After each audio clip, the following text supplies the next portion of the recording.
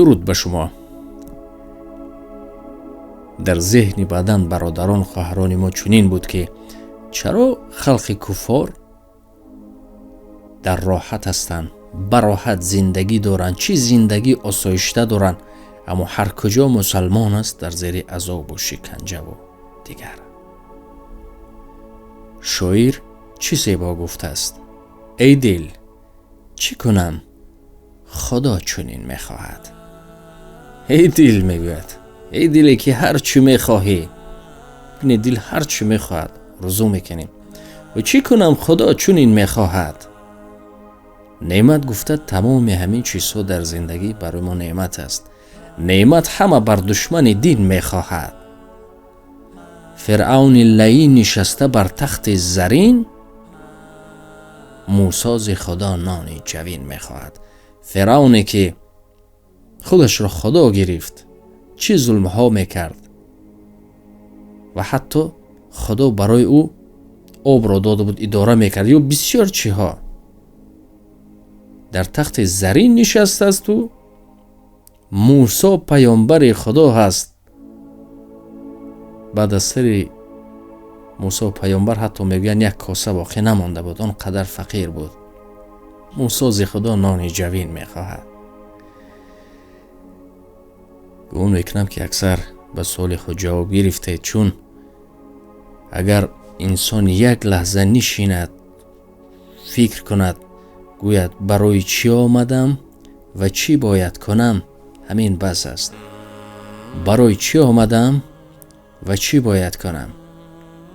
کسی را نپرسید میگد بله دنیای امتحانی است. در حقیقت امتحانی است. ببینید که بیشتر چیزهایی که خوبی است بی پول است، ما خریدارش کم هستیم، اما ما گناه را میخریم. هر کاری که کار زشت است ما این گناه را میخریم پول داده. ببینید هر کجایی که همین چیزها هست انسان پول داده وارد میشود، پول داده این میکند، پول داده وای میکند. اما عبادت رایگان است. این تمام چیزهایی که تو را به سوی خوبی میبرد رایگان است، ما طلبگارش نیستیم، اما آن کارها را ما خودمون به پول میخریم. اگر انسان نشیند یک لحظه فکر کند، صاحب بسیار چیزها میشود. از بسیار یکی از بزرگترین چیز پرهیزکار میشود. بعد خلاص چنین درود به شما، شب بخیر. در ما عین حال شب است. خدا نگهبان شما در این مصیبت های گوناگون. هر کس بعداً پی میبرید دامنگین یک کس میشوند و خصوصی مطروف چیزی دیگر هم روشنی اندازیم. برادر و خواهران عزیز، وقتای اخیر خیلی در بابت جدا شوی عائله ها میپرسید من فلان چیز گفتم همسرم را طلاق شد نشد، شوهرم مرا زنگ زد طلاق کرد نکرد. خوب بدانید وقتی که معمای عائلوی تان میشود در بابت که همین موضوع طلاق هست، شما با یگان بلاگر و با یگان چیز مراجعت نکنید. یعنی که در هر کجای تاجیکستان یا کجای نباشید، چه روسیه، شورای علما هست و مخصوص فتواگرها هستند که آنها معین میکنن زندگی شما را. بعدا نفرها میگن که ما وقت نداریم پرسیده دادن نمیتونیم. آخر فتوا رو طرفین میارن میشنوند. این بسیار نازکی ها دارد فتوا. از این سبب در اینترنت که خوشرو گپ میزند، که ریش دارد، که یک عموما فهمیدید این معنای اون رو ندارد که او همه چی را میدوند یا او دام الله است یا او پاک است یا چیزی دیگر. اکثر میگن این فلانی را پرسیدیم. تو همین دیروز هم دیدیم که بعد بلاگرها فتوا میدادن در همونجا ایستاده. بسیار دشوار است. از این سبب یگان معما شد شما میتونید که به شورای علماها مخصوص دام الله ها هستند که فتوا میدین، از آنها توصیه گیرید و به شما مصلحت میدیم که از یکی بگیرید. چرا؟ چون فتوا چیزی است که شاید یک علما گوید که اجازت است، شاید دیگرش گوید اجازت نیست. از این سبب باید دلتون شبهه پیدا نکند که این گونه هم نمی شود. از یکش فتوا گیرید، هر چی میگوید همون را کنید، دیگر همش به ذمه او می شود. چه وقتای اخیرم بینیم خیلی با ما مراجعت زیاد کردن که همین گونه شد چیکار کنیم یا این گونه شد. شما را فقط شورای علما کمک کرده میتواند، شاید نه بعض اندام‌الله ها هم، چون الهیده است. از چی سبب با این پارچه شعری وقتی شروع کردیم؟ چون گفتیم هر معمایی می شود از جانب پروردگار است. دامنگیری هر کس نشوید. در بدن برادرها را می بینیم سخنگوی هاشون، باور کنید از یک جهت دل انسان می سوزد و از جهت دیگر نمیدونی چیشون بگویی. شما سراسیمه نشوید. شما سراسیمه نشوید. در حکم هر کس را حکم میبرید، سراسیمه نشوید.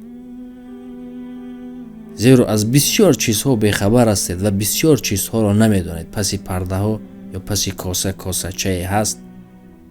چرا تو اینی، چرا تو آنی، چرا؟ گمان میکنم نقطه بس است. همین 4-5 نفر بودیم در داخل ماشین روان دنبال یک کار. یک نفر موسیقی موند. پس در همونجا نفر دیگر نشسته بود که گفت ای موسیقی حرام است. اون گونه شد که همونجا بحث شد. و البته بعداً بحث ها هست که بحث آرامانه است. وقتی بحث میکنن از بحث چیزی باید بگیری، سیاه از سفید جدا میشود یا چیزی دیگر. اما بعداً بحث است که از بینی بالا گپ میزنن دیگر میرود. متاسفانه نعمت بزرگ و میراثی که معلممون به ما گذاشته بود این رفتار بود. تا همین روز قصه ها میخوانیم اکثر مردم دین را به کدام حیث قبول کرد؟ به زوری نبود، از رفتار بود. از عدالتشان میدیدند که رفتار خوب داشتن، معامله خوب داشتن، خود قبول میکردند. بعداً مناسبتی شاید ما حق نداشته باشیم این چیها رو گفتن، اما داخلی مردم که میگردیم بعضن چیها رو باید بگویم. به حد دغلانه میفهمانند، به حد نادرست میفهمانند. گرچند همون سخن درست است. یک قصه ها داریم، یک خواب تدبیر خواب پادشاه را یکی میگوید صاحب تنگه و طلا میشود، دیگری میگوید او را به قتل میرساند. اما هر دوش یک سخن است، یک معنی است، اما کی چگونه میرساند؟ از این سبب یک برادر من دغلانه گفت ای حرام، کفر، چی ها گفت. خاموش ایستادیم. اما ما اطراف این هیچ شبهه یا هیچ چیزی و این نداریم. در بابت موسیقی چرا گوش نکنن میگوین؟ چرا این و آن و آن؟ وقتی که دغل فهماندن. نگاه کنید، پروردگار ما را آفریده است. نگاه کنید در دل ما چقدر چیو هست. همین کودک یاش هم، همین کودک خرد هم، اگر که همین هیچ تصوراتی موسیقوی ندارد، همین اگر که نه گوید، اگر در حال در همون رویش یعنی تکت موسیقی وارد می شود. در حال در همین همه داریم کودک داریم، میبینید که هم نه گوید در جنبش می دراید. یا دلیل دیگر، اگر یک چوپان رو بیارید، گفته بودم یک چوپان رو بیارید نشینید، یگون نفر نزد همون پیانین نشیند یا نزد یگون گیتار. اگر یک نفر میتواند یک نفر نمیتواند، یعنی یک نفر موسیقی چی است یک نفر دیگر نمیتواند. اگر هر دوش بینوازن حتی همون چوپان پای میبرد، میگه که این تونیست اینش نتونیست، یعنی این تونیست اینش نتونیست. هر یکی شما چونین اگر یک از نشسته نوازد و یک نفری که دیگر نمیفهمد چپه و راسته پخش میکند، ما میفهمیم. گرچند ما متخصص نیستیم، ما در صنعت فهمیش نداریم، اما میفهمیمش. یعنی این در وجود ما است، این نعمت. اکنون نگاه کنید، اون چی که گفته ایستاده ایم فقط از روی فهمیش است، اما این معنی آن را ندارد که ما موسیقی را یا حلال گوییم یا موسیقی را حرام گوییم. ما فقط در برش گپ زده ایستاده ایم و خود شما خلاصه کنید. موسیقی انسان آرزوهایش را زیاد میکند. موسیقی انسان را خیالی میکند. موسیقی بسیار چیزها را زود گرفته میبیارد به معنی سر. اکو بیاید آهسته آهسته تحلیل میکنیم. وقتی که انسان موسیقی گوش میکند، همین دنبر دنبر دیگر آرزوهایش زیاد میشود. در سرش چی معیشت ها چی، یعنی که انسان رو اکثر میگفتند که از عبادت دور میکند.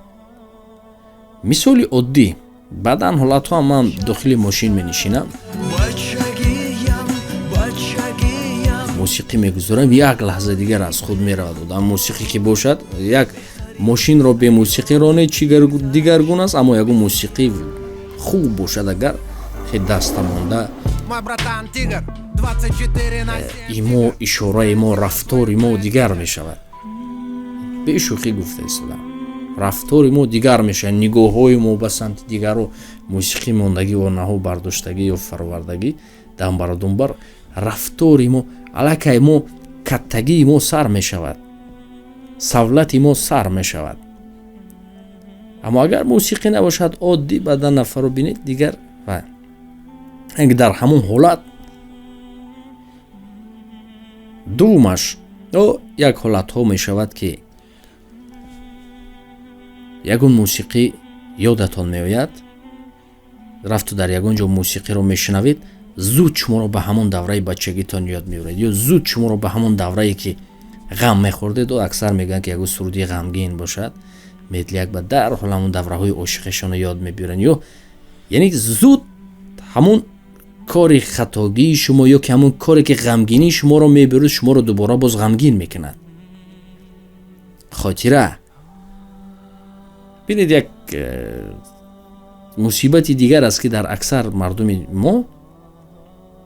مردم وقتی غمگین است با جای اینکه خودش رو شاد گردن باز میبینی که موسیقی های غمگین گوش میکنه، چیزهای غمگین خودش رو با همین غم با آلوده میکند و غمگین میکند و خودش رو نابود میسازد.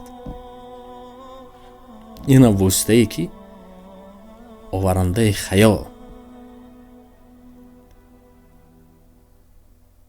وقتی که موسیقی اصلا اگر ساده کرده فهمونیم این یک یراق بود که اکثر استفادهش میبردن. به چه راه ها؟ ما اصلا فیلمساز که هستیم بعدن با موسیقی سر و کار داریم. به موسیقی کاری ما دشوارتر است. شخصا من نگویم، ما تمام اسباب های موسیقی رو نواخته میتوانم. از جمله تمام اکثر همین موسیقی هایی که هست ما خودمون میسازیم. موسیقی هایی که هست در همین ویامون ما خودمون میسازیم برای خودمون. بار تاکید میکنیم که برادرها، منظوری ما آن نیست که ما گوییم که موسیقی حلال است یا حرام است. این با مخصوص علماها هستند. ما فقط هر چی که از اون آموختیم، هر چی که میدونیم هم گفته ایستادیم. تمام فیلم های دینی موسیقی دارن. آخر به موسیقی فیلم رو تصور کرده نمیتوانیم. یا نگاه کنید، بعدن سخن هست، سخن خودش را گوش کنید هیچ تاثیر ندارد. اما موسیقی وقتی همراهش می شود، موسیقی فوراً تا تمام استخوان‌های آدم می درآید، اون گونه جایگیر می شود که موسیقی یک قوه بزرگ است. خودی موسیقی به سخن می تواند انسان را گیریاند و خودی موسیقی می تواند انسان را تبش را بالیده گرداند و حتی رقصاند. یک زمان در داخل این چیزها صوفیزم میگویند، از جمله مولانا جلال الدین رومی. اونها چگونه استفاده میبردن؟ بعدا مسلمان راضی نیستن از این چیز، هم این رو هم گوییم. اونها همین دایره میزدن، یا هو یا ها، همین گونه دم دوم بعد مست میشدن. وقتی که مست میشدن بعد داخل ذکر می شدن. حتی از جمله میگن که یک روز بازار می در آمدن یک بلغه کلان یک بلغه میده، همون زرگر کار میکرد، آهنگر دنگ دونگ همون تقطی موسیقی رو کرد، اینها در آمدن و مست شدن. یعنی چگونه که خیالی گفتیم همون چیز یادشان آمد و دیگر مست شدن، با دیگر ذکر برفت. اطرافش خیلی زیاد است، اما چیزی هست که در حقیقت یک نعمتی هست، من نمیدونم این رو، اما علماها شاید باشد لیکن نشنیدیم، اطرافش باید گپ زده باشند که یا تحقیقات کنند. چیزی هست در وجود انسان، نه همه موسیقی و رفت و اگر کسی چیزی میدوند اطراف موسیقی، مرحمت باز در کامنتار بنویسید. آن را در نظر نداریم که شما در روی ایراد بگیرید، چون اگر خوب توجه کنید هر یک سخن 10 بار فکر کرده میزنیم و هرچی را ما نگفتیم که این است یا آن است. فهمیش خودمون هرچی که است برای شما پیشنهاد کردیم. قدرت موسیقی رو و چرا باید مثال از بدن حالت ها گوشش نکنیم، یا بدن حالت ها می شود به اون نمی شود. حتی خورسندی است، دلیل ها می بیارن که در بدن توی ها اگر زن ها علایده باشن خورسندی کنن، دایره زنن. پس این چرا است؟ عموما موضوع دینی راستی ما فهمیش نداریم. از این سبب لیکن کار ما در اکثر به موسیقی تصور کرده نمی توانیم. کدام فیلم را تماشا کردید که به موسیقی باشد؟ تاثیر ندارد. پس این یک قدرتی هست که خدا در دل ما انداخته است. چگونه که در اول گفتیم، اگر انجینری گویند، اگر یگان آدم بیارن بگن که همین خانه چگونه وای شد، در بابت انجینری نمیفهمد یا یگان کاری دیگر نمیفهمد. اما موسیقی نواز اگر موسیقی زند هر کس میفهمد، بگوید این توانیست، این نتوانیست. پس این چه قوه‌ای هست که انسان نخوانده، متخصص نیست، چوپان است، اما اطراف موسیقی صرافا می رود که این موسیقی نواخته توانیست، این موسیقی نواخته نتوانیست. اگر رفتو در سخن اشتباهی کرده باشیم، چون همه خطاکار است، بسیار موضوعهای گوناگون گپ زدیم، از این سبب معذرت میخوایم. شاید چون گفتیم در سخن خطا کرده باشیم، اما هر چی که است به این علم کوچکمون خواستیم اطرافی چند موضوع ها گپ زنیم و از چند چیز شما رو باز با خبر کنیم. اگر که از نقشه های ما پرسید، خدا نصیب کند روزهای نزدیک فیلم سامانی را نقشه داریم. دعا کنید تا که موفق شویم، چون استادها میگفتند به مانند سامانی صدها شاه گذشته است، امیر گذشته است، اما چرا سامانی ماند؟